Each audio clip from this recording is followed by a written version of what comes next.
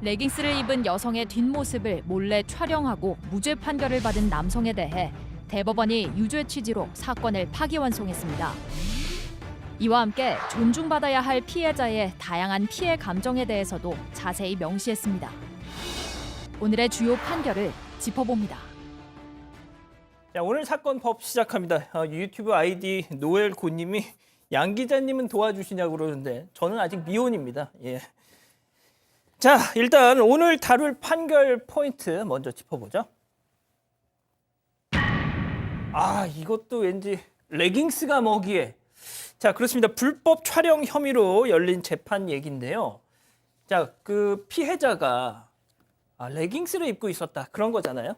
예, 맞습니다. 2018년 5월에 버스 안에서 일어난 불법 촬영 사건이었는데요. 이 피해 여성 당시 버스에 타고 있으면서 헐렁한 운동복 상의랑 발목까지 내려오는 검정색 레깅스에 운동화를 신고 있었습니다. 이제 버스에서 내리려고 뒤쪽 출입문에 가까이 서 있었는데 뭔가 이 피고인이 자신을 계속 쳐다보는 게 이상했고 심지어 피고인의 핸드폰 카메라가 자기를 향해 있는 걸 발견했다는데요. 그래서 피고인에게 다가가서 핸드폰을 보여달라고 하자 그 피고인이 보여줬고 그 안에 자기의 모습이 담긴 동영상이 있었다고 합니다. 야, 진짜 소름 끼쳤을 것 같은데 왜 촬영을 했답니까? 사실 제가 이 설명드린 것도 좀 부끄럽습니다. 이게 예. 뭐 보고 싶고 마음에 남기고 싶고 또 자료를 남기고 싶었다 이런 취지인 건데요. 이 동영상을 8초가량 촬영을 했습니다. 이게 또 이제 상체 일부를 제외한 전신이 촬영된 부분도 있었는데 주로 이제 둔부를 포함해서 하반신 위주의 촬영이 됐던 겁니다. 사실 이 레깅스라는 게 몸매가 드러나는 짝 달라붙는 운동복인데 사실 일상생활에서도 많이 있거든요. 예. 그래서 이런 거를 몸매가 드러나는 것 자체를 찍어서 자신의 휴대폰에 저장하고 보고 싶었다. 이렇게 해서 촬영을 했다. 이런 이야기를 했었습니다. 교수님, 저 뭐 예뻐서 몰래 촬영했다 이렇게 진술을 했다는데 이거는 이 사람의 심리는 무슨 심리일까요, 이게? 글쎄, 뭐 예뻐서 촬영했다라는 얘기를 변명으로 할 정도의 정신 상태면 정말 요즘 세상에 심각하다. 왜냐하면 이게 지금 N번방 사건이 있어가지고 사실은 이런 이제 어떤 성적 대상화가 돼가지고 영상물들이 온 인터넷을 국가의 경계도 없이 마구 떠돌아다니면 사실 그 촬영이 된 그 주인공은 사실 얼굴 들고 바깥으로 나가기가 무지하게 힘든 거예요. 그렇기 때문에 피해자 입장에서 보면 이게 사실 공포물인 거예요. 그런데 이것을 뭐 내 입장에서는 예뻐서 촬영했다 이렇게만 주장하고 상대 입장을 눈꼽만큼도 배려할 수 없는 변명은 사실은 변명이 아니고 범죄에 대한 시인의 다름 아니다 이렇게 이제 보입니다. 그렇군요. 자, 변호사님, 근데 1심, 2심 대법원 판결이 다 엇갈렸단 말이죠. 자, 그럼 1심부터 짚어보겠습니다. 1심은 뭐였죠? 우선 이 처벌 규정을 한번 살펴보고 가야 됩니다.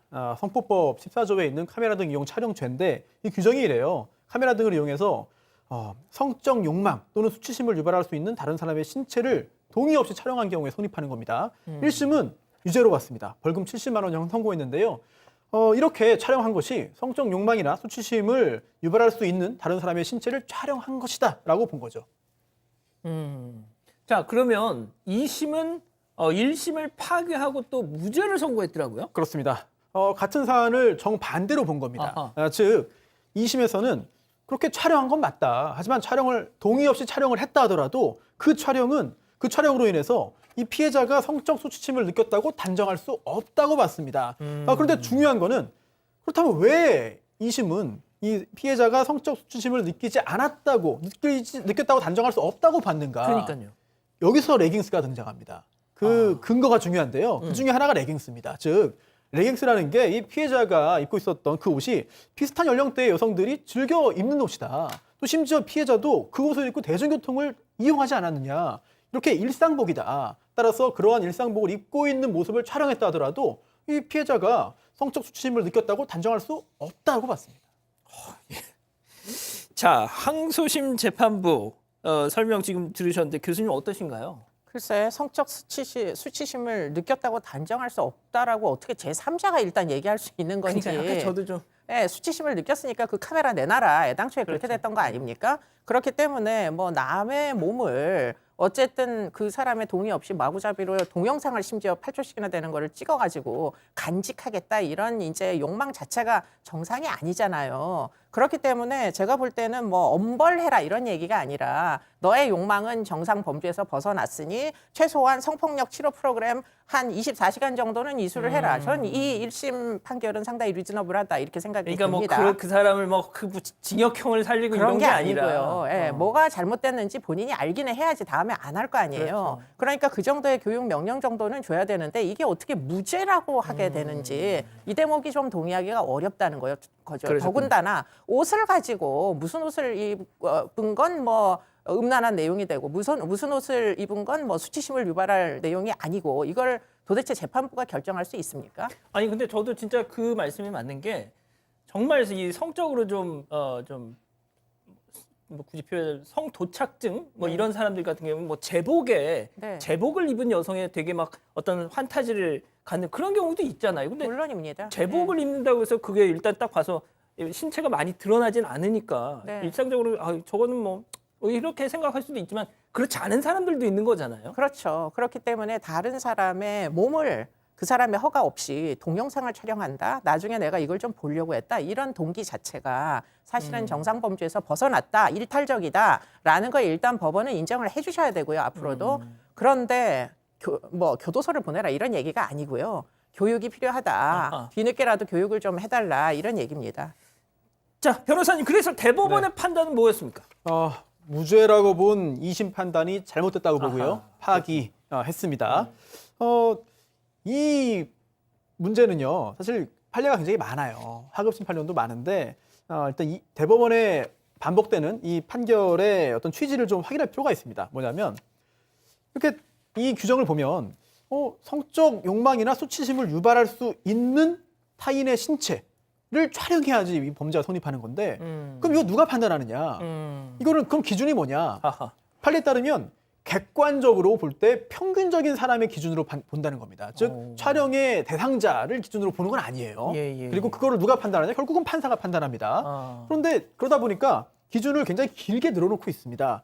굉장히 좀 다양한데 뭐 촬영 장소와 촬영의 각도, 뭐 거리, 촬영된 원판의 이미지, 특정한 신체 부위의 어떤 부각 정도 뭐 등등을 종합적으로 보게 되는데 그러다 보니까 그 해당 사건에서의 어떤 맥락이 중요한 거죠. 여기서 중요한 게 나옵니다. 이게 뭐냐면 조금 전에 말씀드린 그 사건은 버스에서 의자에 앉아있던 그런 그 여성이 치마 입고 있었는데요. 치마 아래로 드러나는 허벅지를 촬영한 사건이거든요.